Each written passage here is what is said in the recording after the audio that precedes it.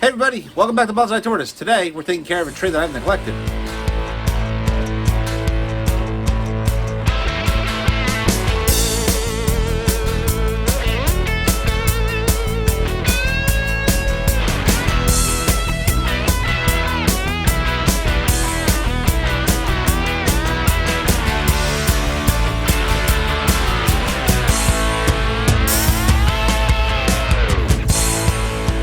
So this here is a Ficus philippinensis. It actually probably is one of my better trees and one of the cool looking trees, but I didn't really do all that much with it last year. And I put it on this rack here that sits above our turtle tank. And actually this tree was in front of it, and the winter got away from me, so this tree has grown a little bit out of control. You can see these big tall branches here. You have a really cool mabari here over this rock. But if you look deeper, these wires here are cut in like mad. And the bigger problem is I needed a repot last year, which I did not do. And that's evidenced by these roots coming out of it, which have grown in and down into the bog filter. Which, you know, again, that's not the worst thing in the world. It's giving the tree good nutrients. It's helping clean out my turtle tub, which is always good. Let's see how long that root is. Yep, that's pretty long. Well, there's a better look at the tree. You can see it's way overgrown up top. You know, this here, it needs a good trim back, cut back, which is totally manageable. All this is really manageable. It's not really a big deal. But this root is crazy. It comes out of here, right there. Goes all the way down. Forget the mess down there. All the way down. Keeps going, keeps going, keeps going. There. One of the reasons that I didn't repot it is because the nabari in here, if you ignore the weeds for a minute, the nabari, the way that it works with the rock and the moss, how it's growing around here, last year it was just perfect. And I just didn't want to mess with it, but I really should have repotted this last year so I can avoid these big roots coming out like that. But, you know, we'll repot it and it'll be just as good in time. So here's a Ficus philippinensis, and here's a Ficus microcarpa. Your just normal garden variety Ficus microcarpa, or your ginseng ficus. So this is a large Ficus microcarpa leaf. You can reduce these leaves, same as these, to something smaller, like that, and even smaller than this. But I just wanted to show you the overall shape. So I grabbed the big one. You can see how this has this long teardrop here, and this one kind of has it, but it's more blunt. So that's one of the big differences. Another thing that this kind of looks similar to a Ficus 89, but I'll grab one of those leaves and I'll show you the difference there as well. So here's your Ficus 89, here's your Ficus philippinensis, and here's your Ficus microcarpa. This has not as severe a teardrop, but it's almost more kind of even the way it goes to a point, as opposed to this that's broad down here and then goes to a severe point down there. So there's slight differences. Also, the texture of a Ficus 89, which won't come through on video, is much different than a Ficus philippinensis and a Ficus microcarpa. So that's some of the ways you can tell the difference. Also, a Ficus philippinensis is pretty similar to a Ficus benjamina. I don't have a Ficus benjamina, but if you were to combine these two, kind of, you would have a Ficus benjamina. So the Ficus benjamina has wider leaves, but their leaves also go to this teardrop too, like the Ficus philippinensis. So I've had this tree for a while, God, probably 10 years, give or take, and I've never done a full defoliation on it because, you know, from what I've been told, I don't have any benjamina. The Ficus philippinensis just seems like it acts like a Ficus microcarpa to a certain extent, but I've never done a full defoliation because I've heard people say you shouldn't defoliate a benjamina, although some people say you can. And so I've never fully defoliated a Ficus philippinensis. So we're just going to go back and we're going to defoliate the philippinensis and probably leave 2 leaves and go from there. And that's what I've done for the past how many years I've had them, and it's worked pretty well so far. You know, I'm sure you could defoliate this whole thing, but I think it's just better safe than sorry. If you have a half decent tree and taking it down to 2 leaves gets you the desired effect, you know, just go with it. On a tropical tree, you can always get away with more aggressive actions up top because you don't need to make that peak for the apex. So if you picture a maple or a pine, they go up to a peak usually. Those trees, if you think about it, are living in the colder regions, right? So where I am in New Jersey or Maine or even Alaska, wherever, they grow up to a peak and they're all reaching for the sky, right? In tropicals, the sun's there all the time. There's less competition for the sun because it's relatively available and the warmth is there and it's there a lot longer. It's there to feed them more. So tropicals don't often grow to a peak. So take a drive to Florida. How many trees do you see that look like our maples up in the Northeast? Not much. So if you look at this buttonwood, there's no apex. There's no peak. Similar to banyans and stuff like that, they spread out really far. You don't ever see a peak. The point is, in tropicals, you can get away with that from a style point of view. And then from a horticultural point of view, you can get away with it if you do it at the right time. In a couple weeks, this thing's going outside in full sun. It's going to have full access to sun. It's going to bud back like crazy. So I can get away with a lot more on the apex in terms of cutting it back than I can down here to the branches that don't have as much access to the sun. So that's why I'm being a little bit more careful with the ones down below as opposed to the ones up top. Hope that makes sense. Okay, all those weeds have been taken down. You can get a good look at this in the barn now. I love this tree. It's a great tree. And I just love the way that the roots kind of tangle around and the way that they fit into the moss. It just looks like it should be like sitting on the edge of a riverbank or something like that. And it's just getting better and better every year. This one root here, the one that was sticking and growing out, I think if I cut it here and kind of push it back down a little bit, same thing with this one, it'll probably just reroot itself and it'll be good. And then we'll be able to preserve this look here. So, but pretty cool in the barn. So with this big root, I'm not sure if Ficus philippinensis would grow from a root cutting. I was going to just cut this and throw it all in a pot and kind of have this sticking out just to see what was going to happen.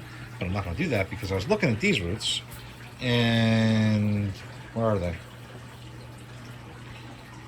If you look in there, these shiny little black things are all snails, which are bad for plants, but good for turtles. And then if you look down here, keep going further, gotta find them. There's worms in there. So like any good bog filter, we have our own collection of worms. So I'm gonna cut this whole thing and I'm gonna put it in there with these little Reeves turtles and they can just bunch on it tomorrow. Take this. Yeah, it's nighttime out so you can't see too well. But I'm gonna just throw this in here and these guys can go through this and have a snail frenzy and a worm frenzy and we'll just take it out later. Pretty cool.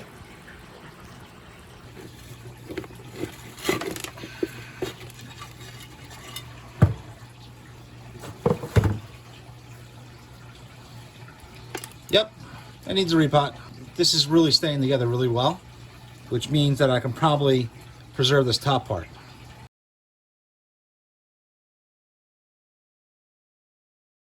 Okay, so all I did was cut off that bottom major part of the roots there, roughed that up a bit, and then roughed up the edges pretty good and trimmed all the roots. So these, so this will fit right back in the pot nicely. I'm gonna put it back in the same pot. You know, you'll have a bit of new soil below it that it can root down in, and it'll be good. The way I repotted this tree, the majority of the roots are sitting on top of the fresh soil with only a small gap around the edges to add more soil. But this is good because while it may not look like it, there's plenty of good soil down there below for the roots to root into. It also gives me plenty of spaces to hide the wires, which is always a good thing. Okay, so this tree's wired. The only part of the wire you can see is this little bit here, which will get covered up by moss and other soil anyway, so I'm not too worried about that. I'm gonna have a difficult time getting the soil in around here. I'll get it in there. You only have a few open spots like right here. And right here, you got an open spot. But all in all, it's worth it. A tree fits in there perfectly. This is actually the front. I think I was showing you the other side earlier. But one of the cool things is there's two sides. I mean, this could easily be the front.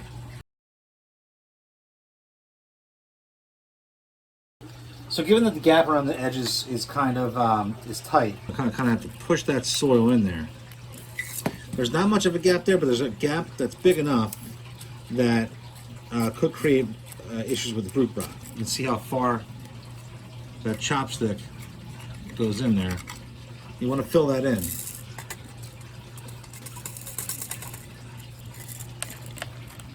So basically fill it in until it stops accepting soil, and then you're good. Another neat thing was with the way we repotted this. This pot's obviously only this thick, but the root ball of the tree starts up here. So you have about that much additional space and soil space for this tree to grow. So it's almost like it's growing not in a pot that thick, but in a pot like that thick, as opposed to that. Which is a big deal when you're talking about bonsai. So, and it still looks like a tree in a pot. So you got some pretty good wire scars on there. So I'm going to wrap that with wire the opposite way, and that way it'll cut in that way. It'll make it look a little bit more natural.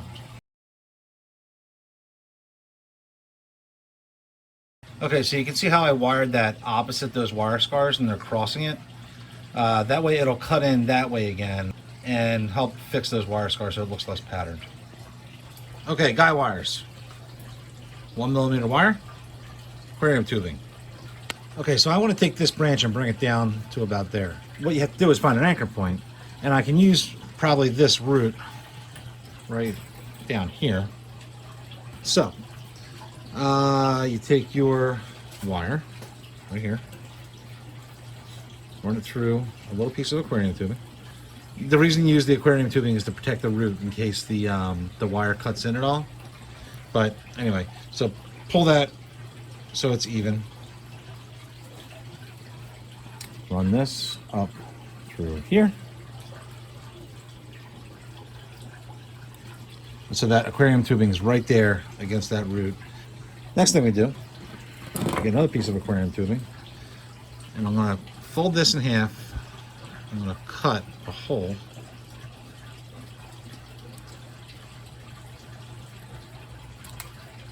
right through it, so you have a hole in the aquarium tubing. Take the wire,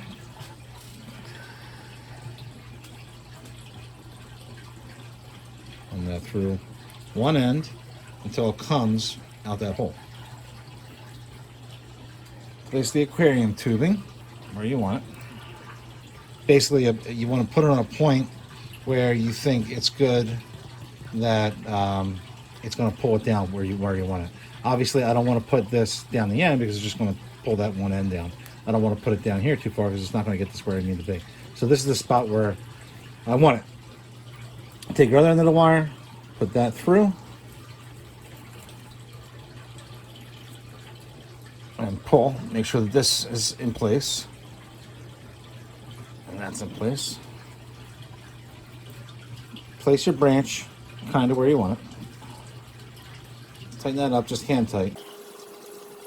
I'm actually going to cut this a little short here because I'm hitting the other branches and I'm knocking leaves off, and I don't really want to do that.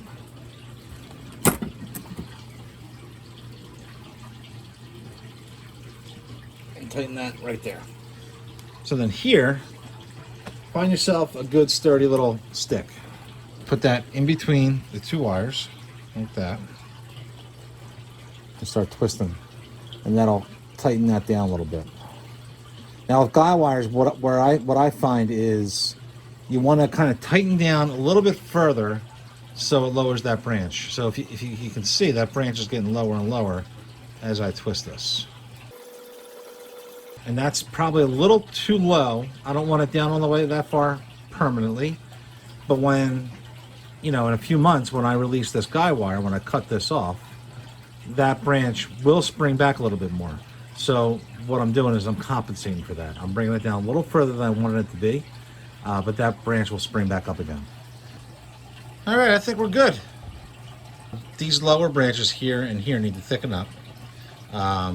It's out of balance with some of the branch, like this one coming out right there. So I left that longer there and left some bud tips on these two.